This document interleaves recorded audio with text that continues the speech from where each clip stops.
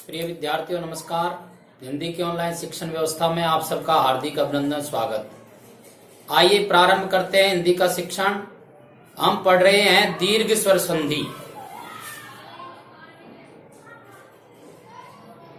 दीर्घ स्वर संधि। दीर्घ स्वर संधि में हमने ए की संधि का अध्ययन कर लिया है, ई की संधि का अध्ययन कर लिया है। अब आज हम पढ़ेंगे उ प्लस उ बराबर उ। उ की संधि भी कहते हैं इसको। रीस्व प्लस रीस्व बराबर दीर्घ। अब जिस प्रकार से ए की 4 स्थितियां बनती है, ई की 4 स्थितियां बनती है, उसी प्रकार से उ प्लस उ बराबर उ, इसकी भी 4 स्थितियां बनती है। एक बार देख लेते हैं अपन। उ प्लस उ बराबर उ, अर्थात रीस्व प्लस रीस्व बराबर रीस्व दीर्घ। ये पहली स्थिति है। दूसरी स्थिति क्या बनेगी? उ प्लस उ बराबर उ, ये दूसरी स्थिति है। और तीसरी स्थिति क्या है? उ प्लस उ बराबर उ। और चौथी स्थिति क्या है? उ प्लस उ बराबर उ। इसको अपन ऐसे भी कह सकते हैं, रीस्व प्लस रीस्व बराबर दीर्घ, रीस्व प्लस दीर्घ बराबर दीर्घ, दीर्घ प्लस रीस्व बराबर दीर्घ, और दीर्घ प्लस दीर्घ बराबर दीर्घ। ऐसे 4 स्थितियां बनती है। अब इन 4 स्थितियों के कुछ महत्वपूर्ण उदाहरण, यद्यपि उ की संधि के उदाहरण कम हैं और री की संधि के उदाहरण भी कम हैं, और ली की संधि के उदाहरण तो हिंदी में बहुत ही कम है, न्यून है। तो एक बार इसके उदाहरण भी अपन समझते हैं। उ प्लस उ बराबर उ, इसका एक उदाहरण है कटु प्लस उक्ति। अब ये पहला उदाहरण है, इसलिए इसको पूरा खोल करके समझ लेते हैं अपन। कटु शब्द कैसे बना है? कै प्लस टे।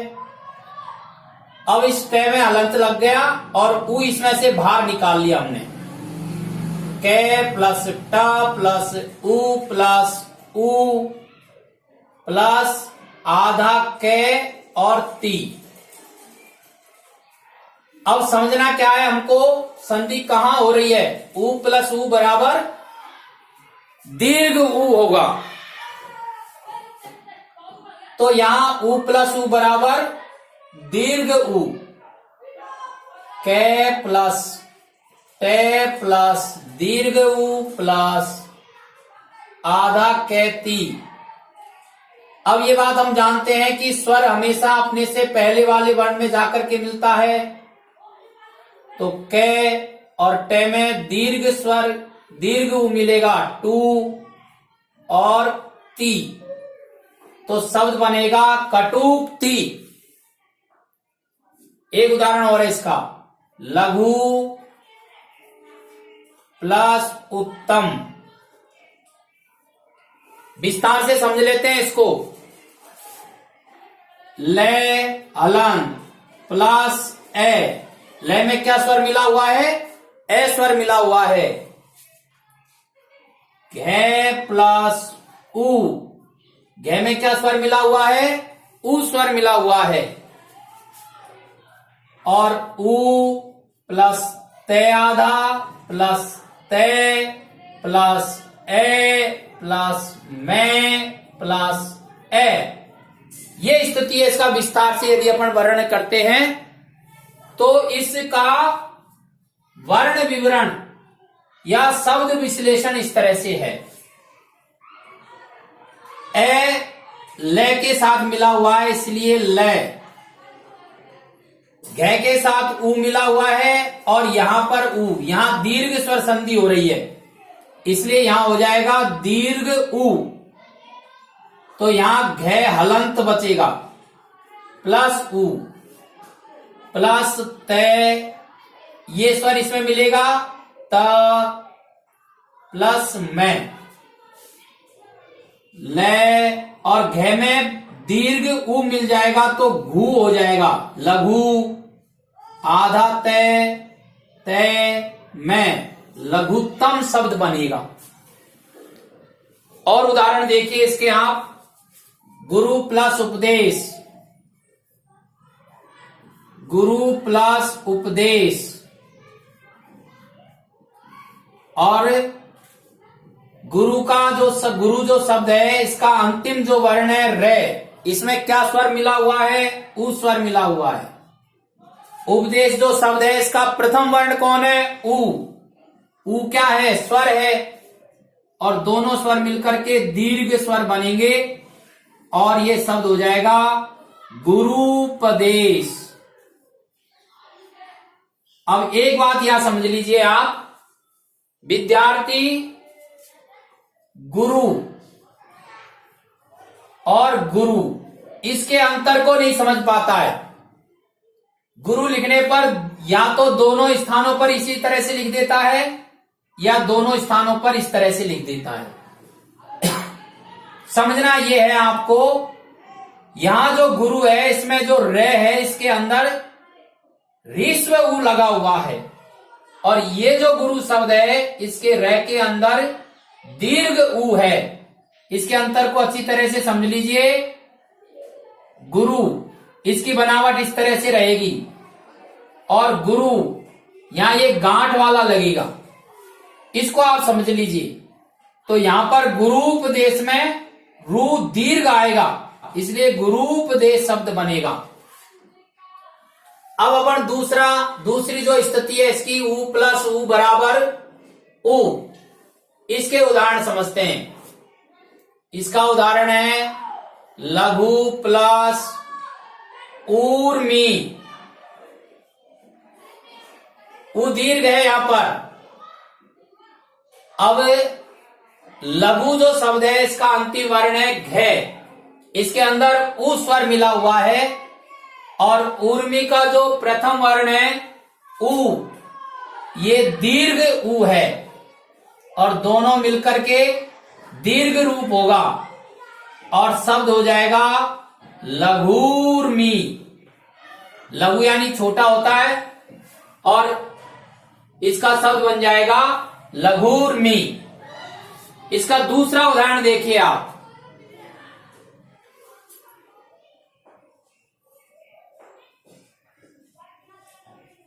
सिंधु प्लस ऊर्मी, उ ऋस्व प्लस उ दीर्घ, और दोनों मिलकर के उ दीर्घ, और सब बनेगा सिंधूर्मी। अंतर क्या है ऋस्व में और दीर्घ में? ऋस्व स्वर का उच्चारण एक मात्रा तक होता है और दीर्घ स्वर का उच्चारण 2 मात्राओं तक होता है। सिंधूर्मी लंबे समय तक अर्थात 2 मात्रा तक इसका उच्चारण करेंगे। तीसरी स्थिति बनती है उ प्लस बराबर दीर्घ उ। इसका उदाहरण है बधु प्लस उत्सव। बधु का अंतिम जो वर्ण है ध, इसमें दीर्घ उ लगा हुआ है। उत्सव का प्रथम वर्ण है उ, ये ऋस्व है। दीर्घ प्लस ऋस्व बराबर दीर्घ, और हो जाएगा बधूत्सव।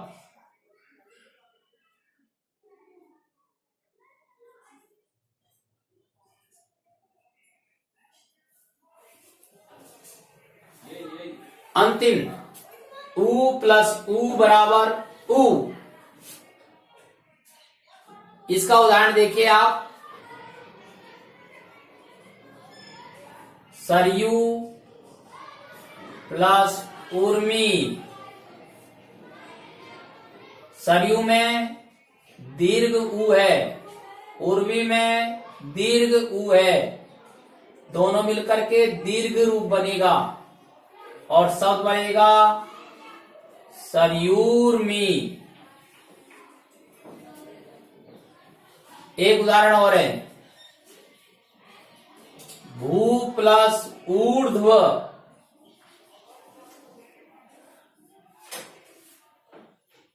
भू के अंदर दीर्घ ऊ है, ऊर्ध्व में भी दीर्घ ऊ है, दोनों मिलकर के और दीर्घ रूप बनेगा भूधर्व, भूधर्व हो जाएगा। इस तरह से यह ऊ की संधि का अध्ययन हमने किया है। अब जैसे मैंने पहले कहा था कि री प्लस री की संधि के उदाहरण बहुत कम मिलते हैं, इसलिए उसको इसके साथ जोड़ करके हम पढ़ेंगे। अगली अपनी संधि हो जाएगी री की संधि, री प्लस री बराबर री। इसको भी आप समझ लीजिए, जब हम रीस्व री लिखते हैं तो इसका रूप लिखने का इस तरह से रहता है, और जब दीर्घ री लिखते हैं तो इस तरह से लिखा जाता है। विद्यार्थी कई बार रीस्व री और दीर्घ री इसके अंतर को ही नहीं समझ पाता है। मैं वापस आपको समझा रहा हूं, यह रीस्व री है, यह रीस्व री है, और दोनों मिलकर के दीर्घ री इस तरह से लिखा जाएगा। इसका एक उदाहरण है अपने हिंदी में, पितृ प्लस ऋण। यहां पर ये पितृ के अंदर तय के साथ रीस्व री लगा हुआ है, और ऋण का जो प्रथम स्वर है वह भी रीस्व री है, और दोनों मिलकर के दीर्घ री बनेंगे, और इसका शब्द बन जाएगा पितृण, पितृण। एक उदाहरण और अपन बना सकते हैं, इससे मिलता जुलता है, मातृ प्लस ऋण। ये रीश्वरी, रीश्वरी बराबर दीर्घ री, और शब्द बनेगा मातृण। इस तरह से री प्लस री बराबर री। अब इसके ये दो उदाहरण हैं अपने पास में। ली प्लस ली का उदाहरण हिंदी में नहीं है।